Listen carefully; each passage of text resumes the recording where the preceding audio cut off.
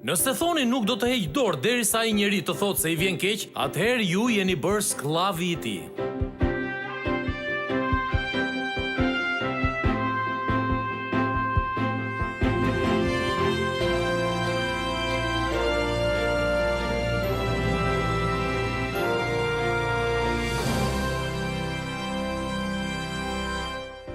Përshëndetje, unë jam Robert Gjefres. Mirë se erdhët në programin Shtegu drejt fitores. Nga ana teorike, shumica prej nesh do t'i ngrinin lart virtytet e faljes. Por nëse ju vetë personalisht nuk e keni përjetuar dhimbjen e një djali plank prishës, të një ortaku jo besnik në biznes, ose të një partneri tradhtar, atëherë është e vështirë të kuptoni se çfarë do të thotë të falni. Në fakt, pavarësisht nëse jeni lënduar shumë apo pak, unë ju ftoj që të më ndiqni gjatë minutave në vazhdim, ku do të zbuloni të mirat fizike, emocionale dhe gjithashtu të mirat shpirtërore të faljes. Ne do t'i përgjigjemi pyetjes: si mund ta di që mund ta fal dikë që më ka lënduar? Në programin e sotëm, Shtegu drejt fitores.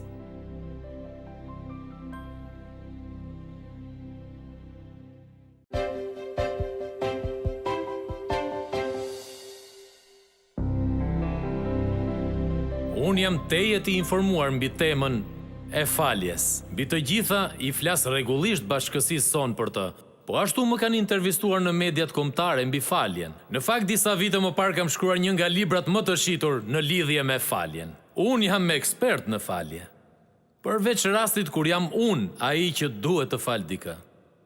Si pastor unë kam zbuluar përgjatë viteve se asnjë vendim në jetë nuk është më i vështirë dhe më thelbësor se sa të zgjedhësh të falësh ata që të kanë lënduar.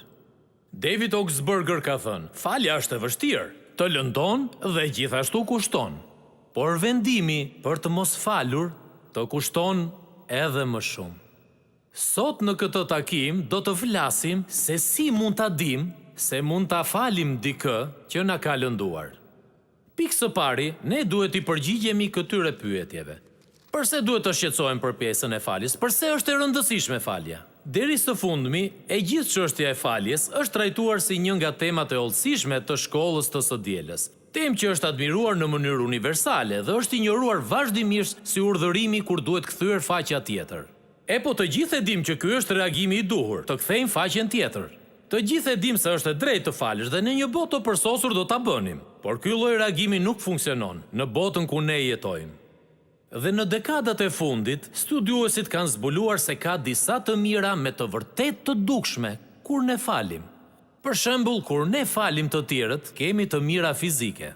Pasi vizitova Muzeun e Holokaustit në Jeruzalem disa muaj më parë, unë kuptova reagimin e një prej të mbijetuarve të Holokaustit, i cili tha: nëse do të provonit shijen e zemrës sime, do të helmoheshit. E vërteta është që mosfalja, hidhësia, është si një toksin vdekjeprurse në trupin tonë. Dhe kërkimet kanë treguar efektet e dukshme fizike të mosfaljes. A e dinit që zemrimi është i lidhur drejt për së drejti me sëmundjen kardiovaskulare, me hipertensionin dhe madje me kancerin? Ka të mira fizike që vijnë nga falja. Së dyti, ka edhe të mira emocionale që vijnë nga falja. Të falësh, të heqësh dorë nga padrejtësia dhe nga kundërshtari, është thelbësore për shëndetin tonë emocional. Dëgjoni, kur ju refuzoni të hiqni dorë nga padrejtësia apo nga kundërshtari, e vërteta është që po merrni vendimin që ta rijetoni her pas here dhe her pas here atë episod të dhimbshëm.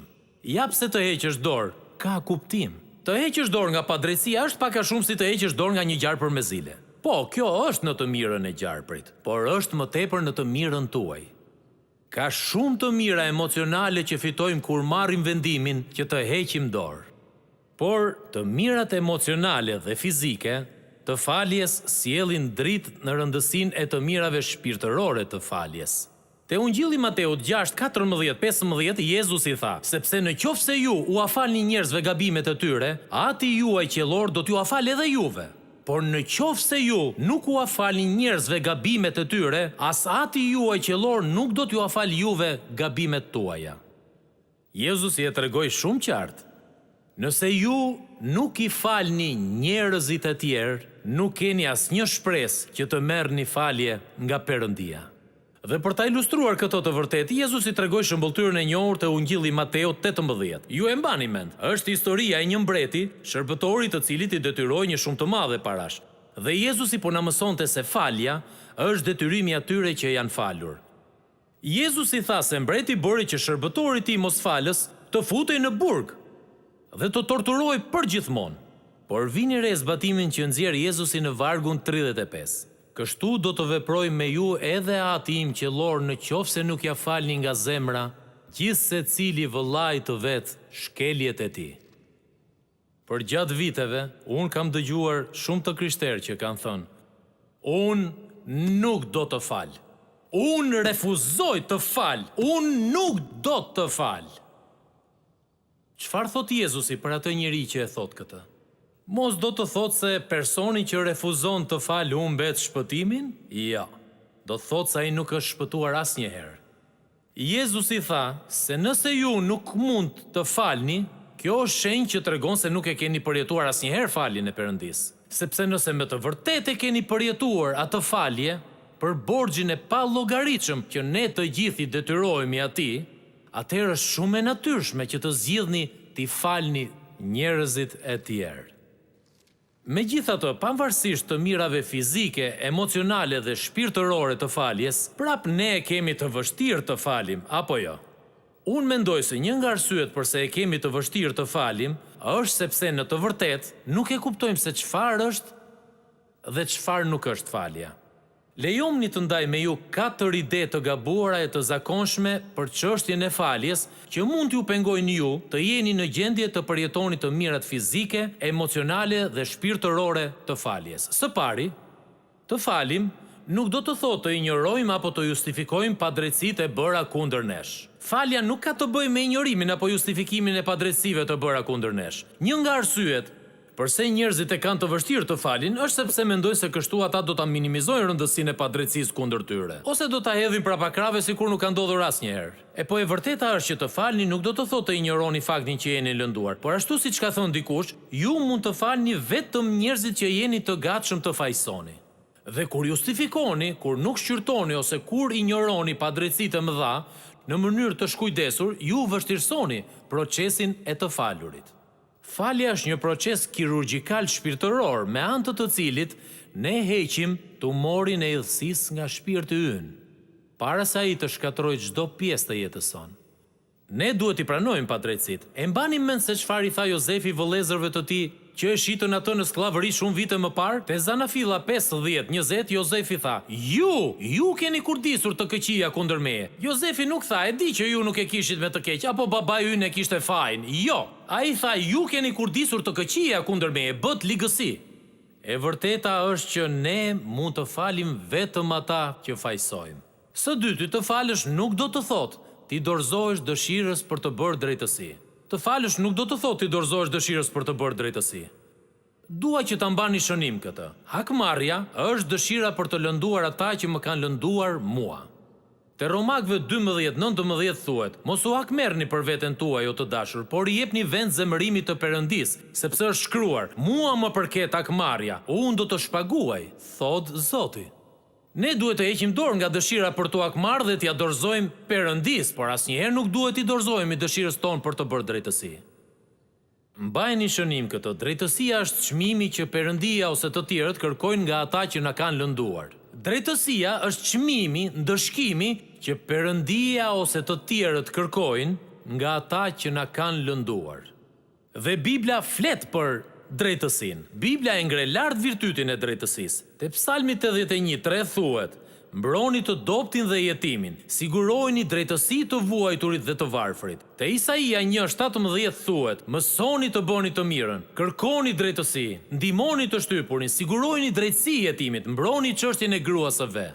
Dëgjoni, ndryshimi midis hakmarrjes dhe drejtësisë është thelbësor, nëse me të vërtetë do t'i falni të tjerët. Por vini re, nëse jemi krijuar sipas shëmbulltyrës së Perëndis, atëherë ne e dëshirojmë drejtësinë ashtu si vetë Perëndia e dëshiron atë. Bibla thotë se ne duhet të heqim dorë nga dëshira për të vënë vetë drejtësi. Por nuk duhet të heqim dorë nga dëshira që drejtësia të vihet në vend. Dhe kur ne falim, ajo që bëjmë është që e lëm kundërshtarin në dorën e Perëndis ose të dikujt tjetër që të merret me të. Të falësh do të thotë e heqësh dorë nga dëshira për t'u akmarr, por jo nga dëshira për drejtësi. Së treti, të falësh nuk do të thotë të harrosh pa drejtësinë. E keni dëgjuar ndonjëherë shprehjen fal dhe harro? Ideja është që nëse me të vërtetë e keni falur dikë, atëherë harroni atë që ai ju ka bërë. Dhe nëse nuk mund të harroni atë që ju ka bërë, atëherë do të thotë se në të vërtetë nuk e keni falur. Jo. Dëgjoni. Falja është një funksion biologjik. Falja është një funksion frymëror. Po ju a shpjegoj ç'do të thotë. A e dini që në të vërtetë është e pamundur të harroni ndonjë gjë? Ju thoni unë nuk mbaj mend as ku i vendosa çelësat e makinës një minutë më parë, si mund të thuash që është e pamundur të harrosh? E po, çdo përvojë që ju keni regjistrohet kimikisht dhe elektronisht në trurin tuaj. Mbetet gjithmonë atje. Ndonjëherë nuk jemi në gjendje ta kujtojmë në momentin që duam. Kjo është e vërtetë. Por ai kujtim është ende atje, nuk mund të fshihet kurrë dhe mund të shfaqet krejt papritur. A ju është kujtuar ndonjëherë diçka krejt rastisht atëherë kur nuk ka qenë qëllimi juaj që ta kujtonit? Jo, falja është një funksion biologjik dhe ne nuk mund të harrojmë asnjëherë. Por falja është një funksion frymëror. Jo, ne nuk mund të harrojmë, por mund të falim. Tani njerëzit thonë, prit një moment. Po Perëndia, kur Perëndia na fal, a nuk harron edhe ai? Dhe nëse Perëndia harron, a nuk duhet të harrojmë edhe ne ato që të tjerët na bëjnë? Te libri Jeremias 31:34, ku Perëndia thot, unë do ta fal pa udhësinë e tyre dhe nuk do ta kujtoj më mëkatin e tyre. A nuk vërteton kjo faktin që kur Perëndia fal ai harron? Tani mendoni për këtë. Kur Perëndia ju fal mëkatet, mos vallë krejt papritur në të zhvillohet ndonjë sëmundje qiellore e Alzheimerit? Dhe ai nuk mund të kujtojë më asgjë. Ai thjesht nuk mund të kujtojë mëkatet. Jo, një Perëndi i gjithdijshëm që njeh gjithçka nuk mund të harrojë ndonjë gjë që ka ndodhur. Pra çfarë do të thotë që ai e fal mëkatin ton dhe e harron mëkatin ton? Unë mendoj se Dhjata e Re na jep një pasqyrim të kësaj te Romakëve 4, vargjet 7 dhe 8. Pali u citon të krishterëve Romak Psalmin 32 dhe shkruan vargjet 7 dhe 8 të kapitullit 4 duke thënë: Lum ata të cilëve u janë falur pa udhësitë dhe të cilëve mëkatet u janë mbuluar. Vargu 8. Lum njeriu të cilit Zoti nuk do t'ja llogaris mëkatin. Kjo do thotë se kur Perëndia e fal mëkatin ton, borxhin që ne i detyrohemi atij, nuk do të thotë se ai borxh nuk është më në kujtesën e tij. Do të thotë se ne nuk duhet të shqetësohemi më asnjëherë për faktin që Perëndia do të na e kërkojë ta shlyejmë apo ta paguajmë atë borxh. Kur Jezus Krishti vdiq në kryq, Perëndia mori çdo mëkat që ne kemi kryer dhe nuk do të kujtonte të gjitha mëkatet tona të së ardhmes. Perëndia mori listën e të gjitha mëkateve tona, e mori atë listë, e gozhdoi në kryqin e Jezus Krishtit dhe Jezus i tha te Gjoni 19:30 u krye. Fjalë për fjalë borxhi u shlye plotësisht. Kjo është ajo që Perëndia bën me padrejtësitë tona. Së katërti, dhe ky është çelësi, të falësh nuk do të thotë të pajtohesh me kundërshtarin.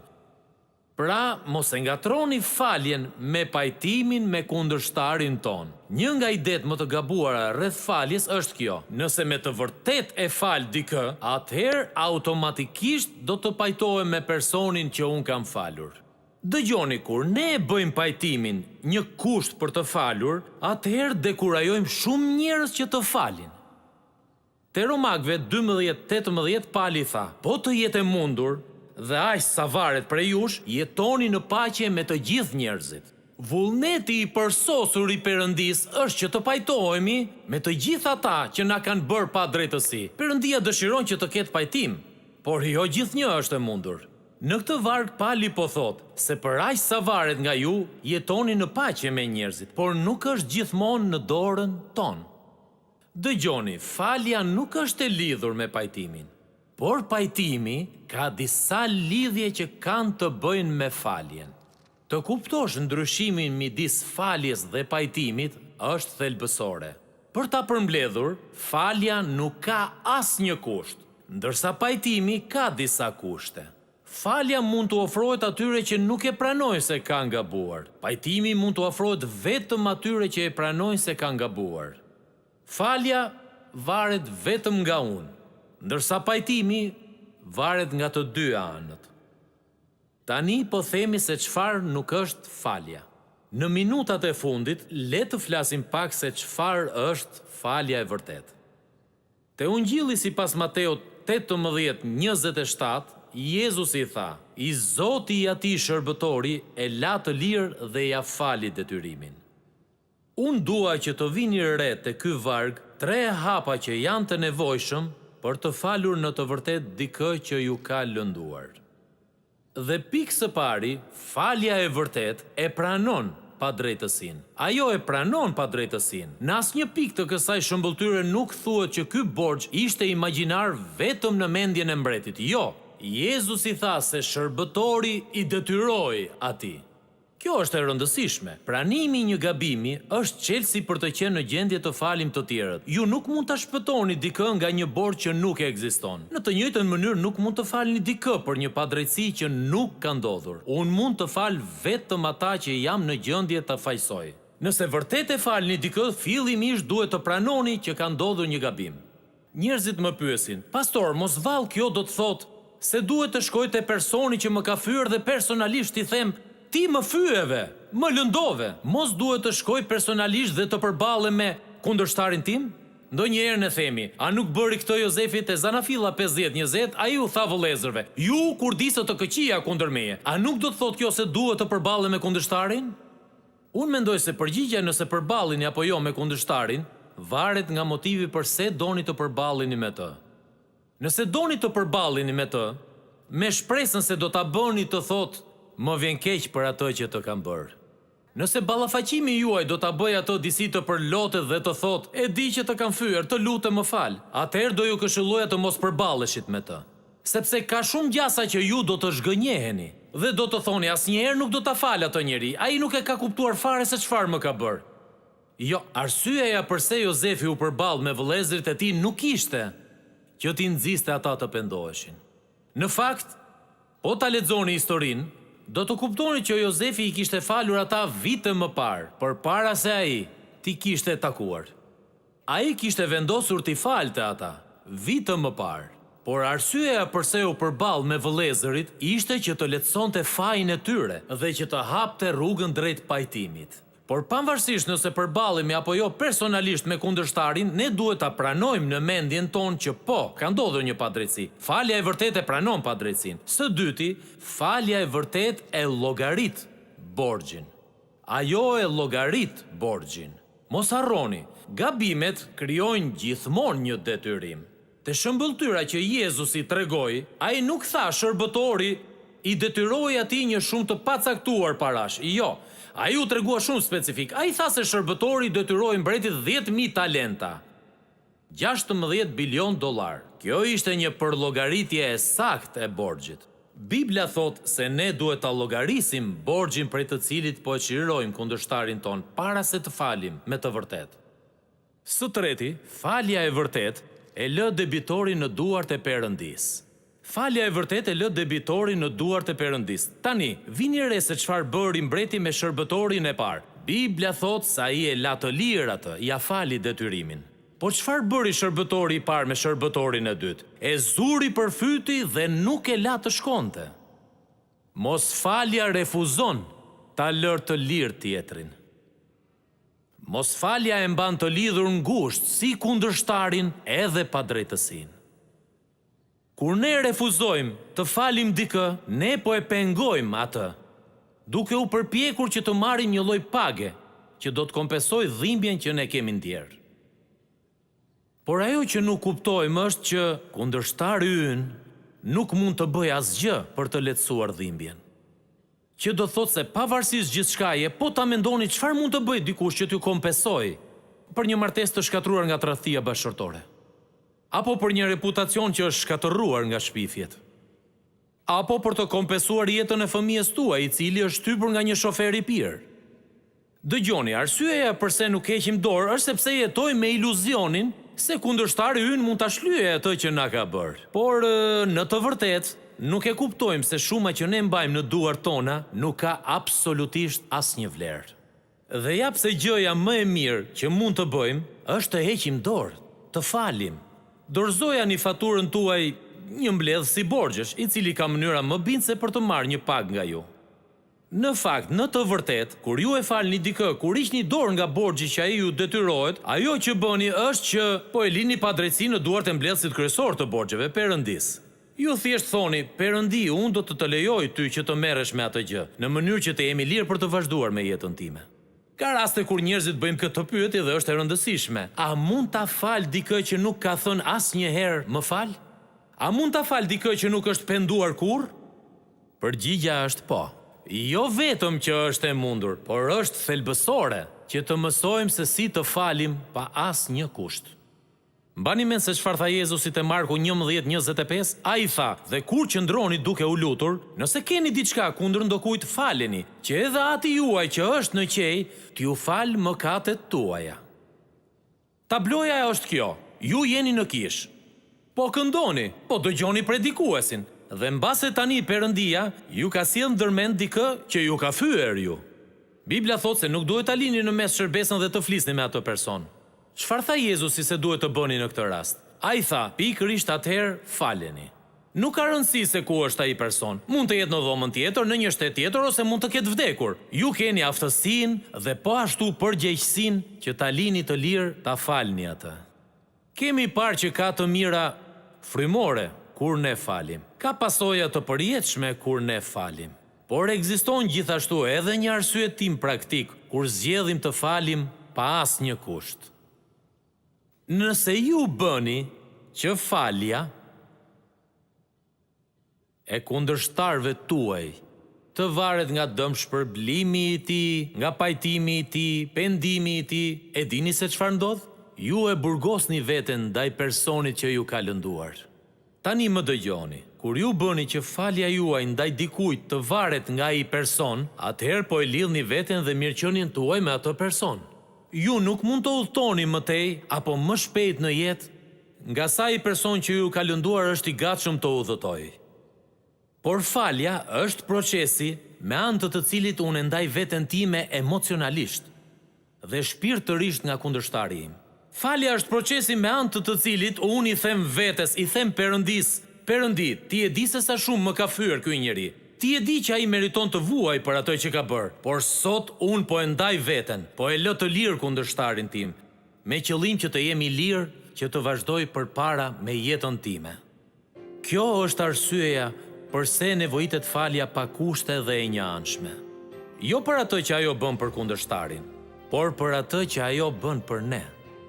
Indjeri Louis Smith njëherë tha: "Kur ne falim, ne e lëm të lirë të burgosurin. Dhe i burgosuri që lëm të lirë është vetja jonë."